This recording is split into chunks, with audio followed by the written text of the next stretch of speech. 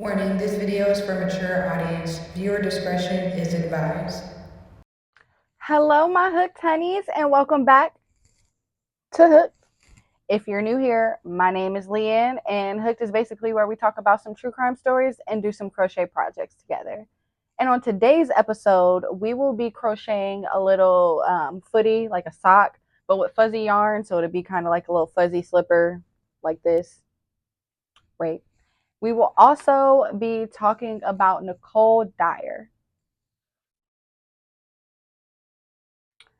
So this will be the yarn that I'm using for the sock. I'm also using a 8mm hook. You'll need at least 2 stitch markers, some scissors, and a row counter. Also, I don't know if you guys seen, I had posted earlier like a little short of these sunflower socks that I made, and I only have 2 left, so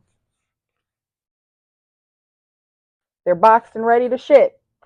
But yeah, if you like those and if you want those, definitely go to Etsy, put in an order for them. Like I said, I got 2 left.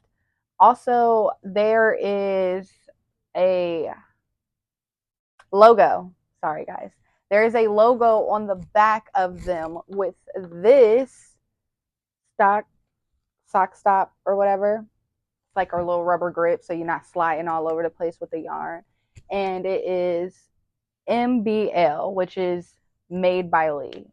My handwriting is not that great to put made by Lee on there, so I just put MBL in like cursive. Right. But yeah, whatever. We're going to go ahead and light our crochet candle and get into this story. Uh-oh. Well, this is gone. Let's see. I bought this when I was in Mexico, guys. We are going to start with a chain of 9. You tie your yarn on there. 1, 2, 3, 4, 5, 6, 7, 8, 9. Skip that first stitch, go into the second stitch with the double crochet. And then you are just going to finish out and you'll have 8 double crochet.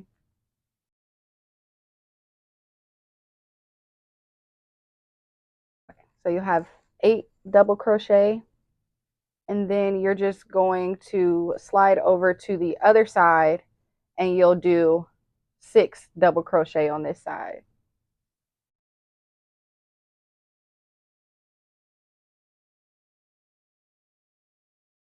And we will just slip that into the very first double crochet that we made where your stitch marker is.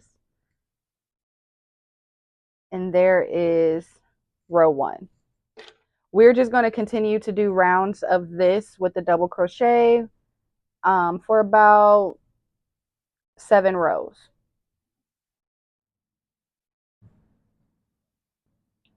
Nicole was born July 21st in 1975 in Ohio. She was charged with murder in 2003. So we're going to take this back a little bit to when Nicole was about 4 years old, and I'm pretty sure this was in around 1979. So I'm not really sure what led to this or how this was even able to happen, but Nicole's brother at the time had accidentally set fire to her nightgown, which caused her to have more than 20% of her body burned.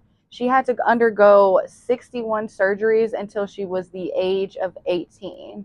She also got a monthly sum of $3,000 from a lawsuit against the pajama company. We're already starting off kind of weird here, right? So when Nicole got a little older, she worked her summers at a camp for burn victims to help children who were suffering from the stigma of having burn scars on their body. And honestly, at the age of 4, having to go through something like that, it probably did traumatize her. I feel as if that could definitely do some things to you, but not what she did. Not what she did.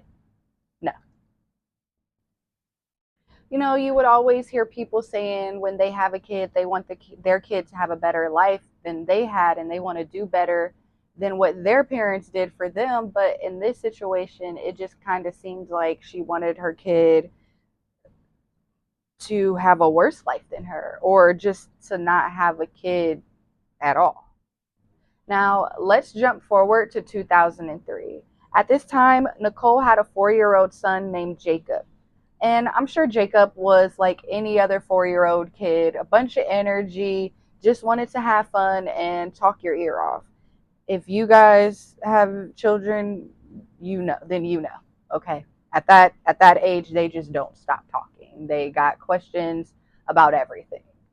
So I get it, I get it, but at the end of the day, he was only 4. Like, he didn't deserve in any way, shape, or form of what happened to him, even before him losing his life. Nicole would pass him off to different people just so that she could go out and have fun and go to bars. Like, it's low-key sickening. What are you doing? You're a mother.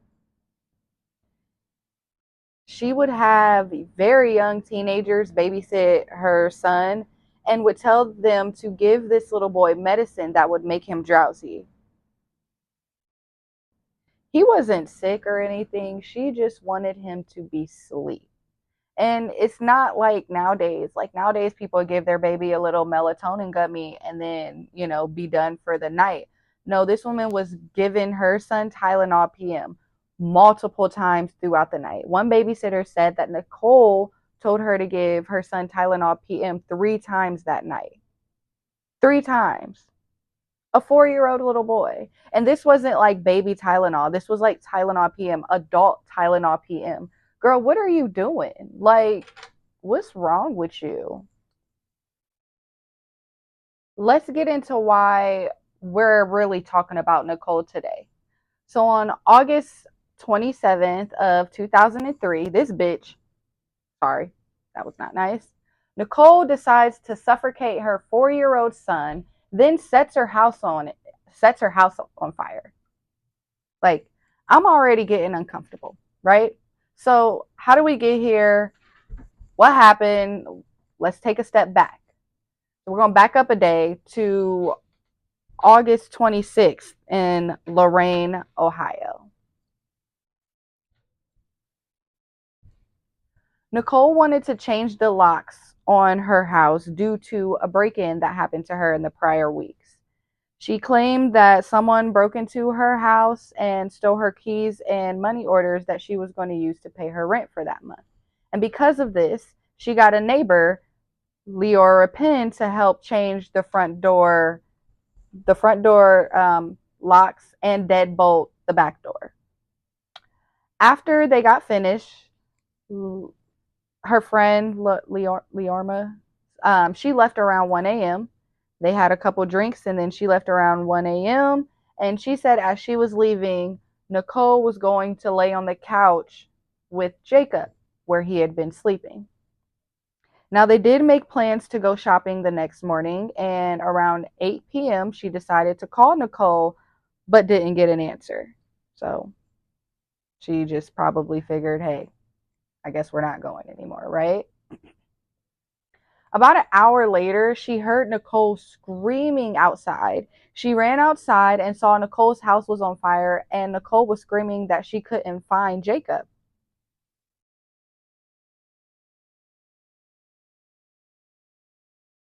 Of course, the firefighters and police were called. Somehow, Nicole was able to run out of the house safely with no injuries or anything. But she said when she tried to get Jacob, she couldn't because the smoke was too much upstairs for her to get to the upstairs bedroom. The weird thing about that is that the officers that came to the scene that morning said Nicole didn't have any strong they said Nicole didn't have any strong odors of smoke that would be on her, like coming from her clothing, as someone would if they would try to save their son during a fire. Make it make sense. We have 7 rows of the double crochet rounds, or 7 rounds of the double crochet, and this is something like what you should have. So once you get to your 7th row, on the 8th row, you are just going to do 10 double crochets. So of course, chain 1. In that same stitch, put your first double crochet, replace your stitch marker.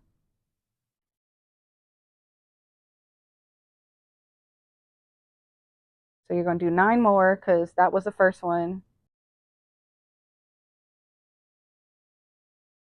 9, 10.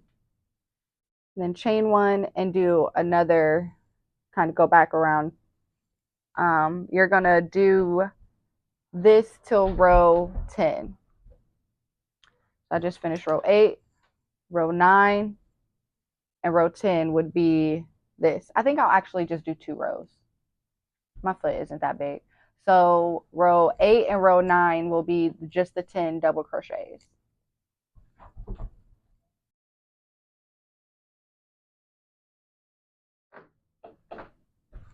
So once you have, this is basically like the heel. Once you have those rows done, you're just going to kind of put them together. You're going to slip stitch down this.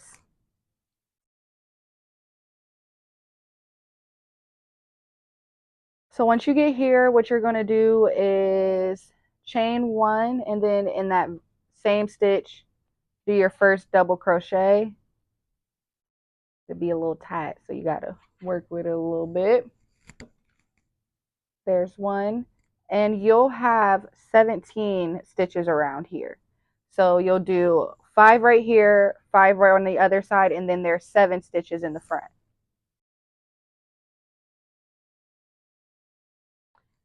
Let's get back into this story.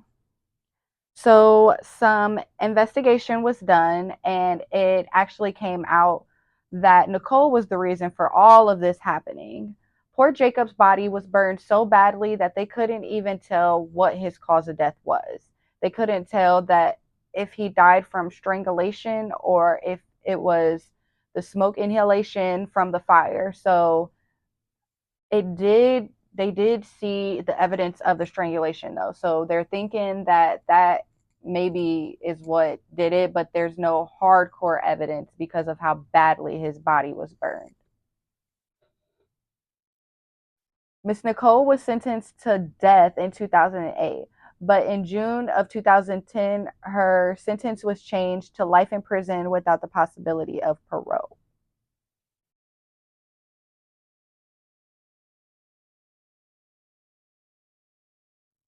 All right, my hooked honeys, that was the case of Nicole Diar and the precious life that she took. If you would like to see the finished product of my little fuzzy socks, make sure you follow me on Instagram at hookedwtruecrime. All I really have to do is add the grips at the bottoms and weave in the ends. Definitely make sure you check out the Etsy shop. With it being a new season, I have to add some fall time things on there. So definitely check that out for me.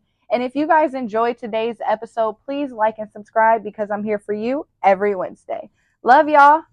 Bye.